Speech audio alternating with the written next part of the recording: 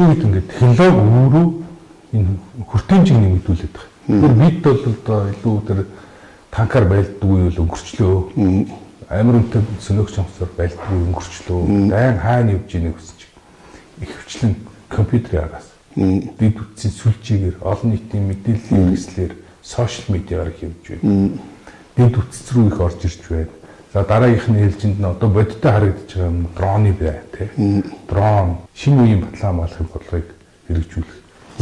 Илүү бас нөгөө бид нөгөө илүү одоо нэг манай байнгал ярьдаг нэг танк гэдэг юм бол өнгөрсөн шүү дээ. Тэгэхээр илүү оюун санааны асуудал. Манай батлан хамгаалах салбарын хамгийн чухал асуудал байна. Та өөрөө ч гэсэн ингээд ярьж байгаа нөгөө эх орон сэтгэлгээ, сөрөг асуудал. Энэ дээр бас их анхаарах хэрэгтэй байна л гэж би бодоод байгаа. Илүү зөөлөн ур чадвар. Зөөлөн ур чадварыг сайжруулах чиглэлээр бид нэлээд ачаал бүлэгч ажил хөстөө болов уу гэж бодож байгаа шүү дээ. Миний угаасаа одоо ганц үндсэн мэддэг юм бол шинжлэх ухааны технологи. Тэгэхээр энэ өөрөө өнөөдөр хүссэн хүсээгүй аюулгүй байдлыг нэг хэсэг болчихсон. Энэ дээр.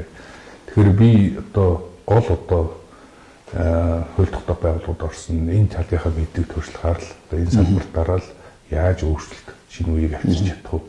Тэрийг л хийх нь одоо миний одоо зорилго юм да.